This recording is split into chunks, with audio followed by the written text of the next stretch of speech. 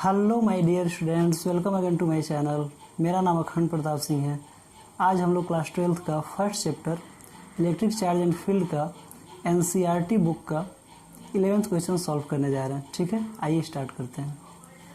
तो क्वेश्चन ये कह रहा है कि a polythene piece rubbed with wool is found to have a negative charge of 3 × 10⁻⁷ coulomb.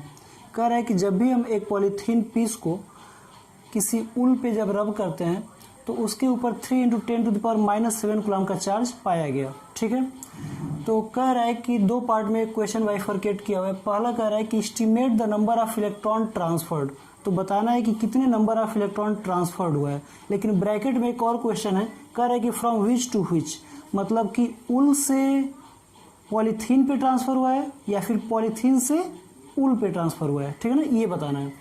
और सेकंड हाफ में ये कह रहा है कि is there a transfer of mass from wool to polythene, क्या कोई ट्रांसफर ऑफ मास भी हुआ है क्या जो ऊल से पॉलीथीन के ऊपर गया है। ठीक है, आइए दोनों का आंसर ढूंढते हैं।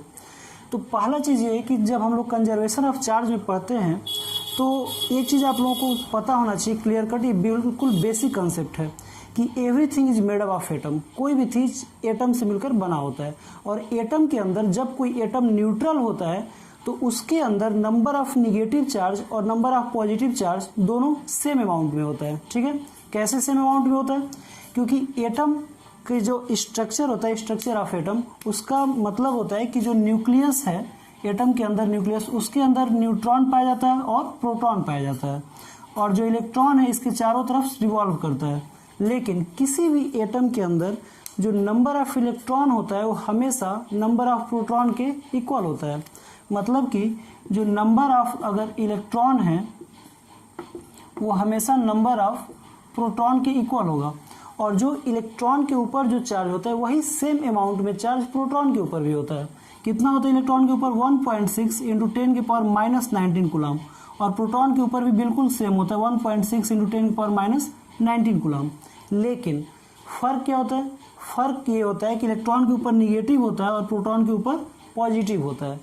तो अब आप बताइए कि अगर किसी भी एटम के अंदर नंबर ऑफ इलेक्ट्रॉन सेम है, नंबर ऑफ प्रोटॉन सेम है, एक के ऊपर निगेटिव है दूसरे के ऊपर पॉजिटिव है, तो दोनों एक दूसरे को मिलके क्या करेगा?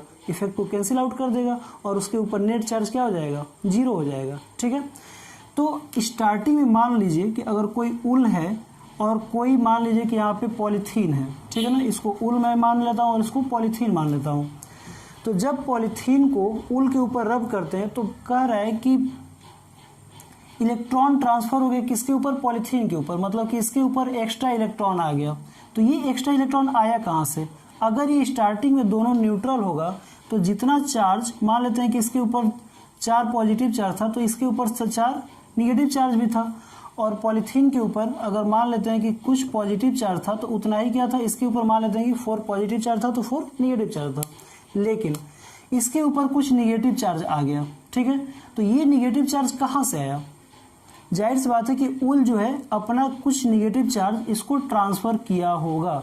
तो अगर पॉलीथीन के ऊपर निगेटिव चार्ज आ रहा है तो उसका सीधा सीधा मतलब है कि ऊल जो है अपना निगेटिव चार्ज पॉलीथीन को क्या किया है? ट्रांसफ़र किया है।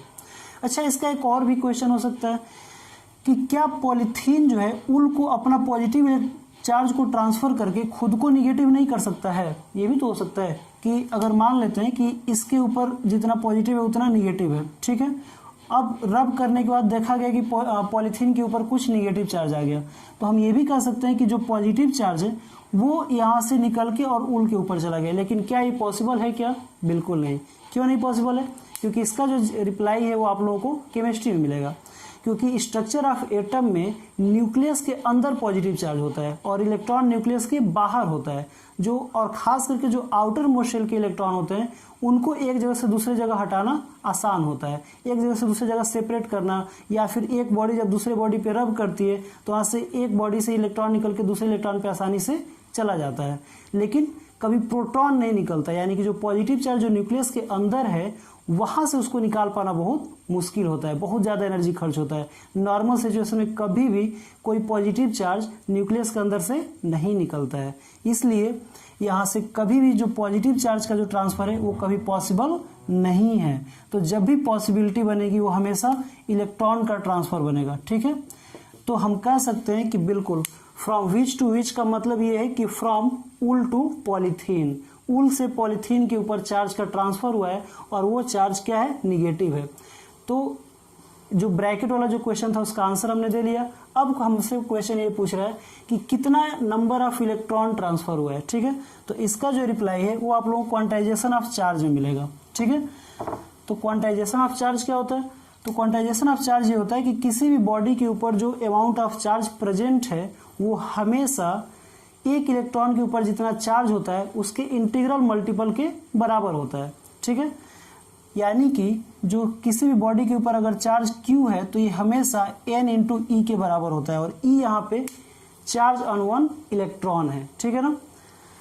तो इसकी वैल्यू को रख सकते हैं हम लोग, तो यहाँ से नंबर ऑफ इलेक्ट्रॉन निकल जाएगा Q अपॉन E, ठीक है। तो Q की वैल्यू कितना दिया हुआ है, 3 इंटू 10⁻⁻7 कूलम, और E का मतलब क्या है यहाँ पे, तो E का मतलब ये कि चार्ज ऑन वन इलेक्ट्रॉन कितना होता है, 1.6 इंटू 10⁻⁻19 कूलम, ठीक है।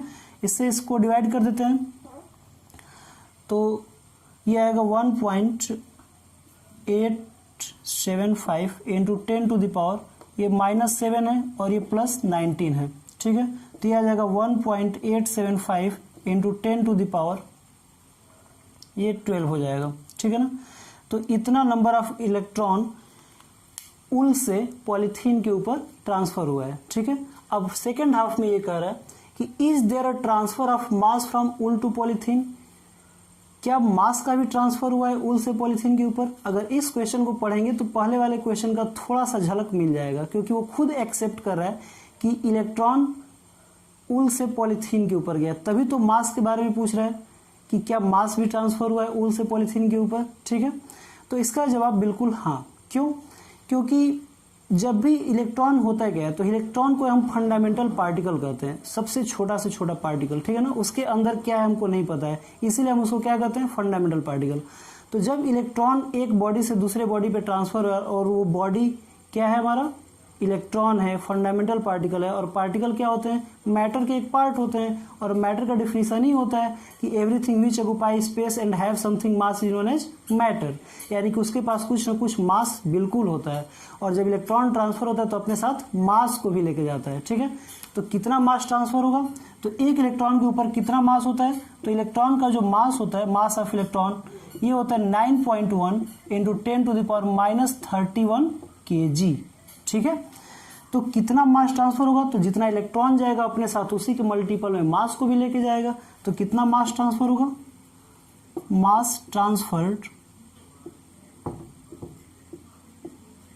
Equal to n into ME, और n की वैल्यू कितना है, 1.875 into 10⁻12 into mass of electron कितना है, 9.1 इंटू 10⁻31 kg, ठीक है। इन दोनों का मल्टीप्लाई कर लेते हैं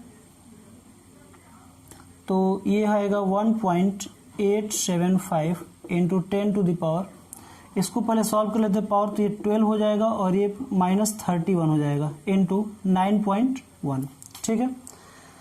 तो इसको जब हम इन दोनों को मल्टीप्लाई करेंगे तो ये आएगा 1.7 इंटू 10⁻, और ये दोनों मिलके -18 होगा, ठीक है ना, इतना kg।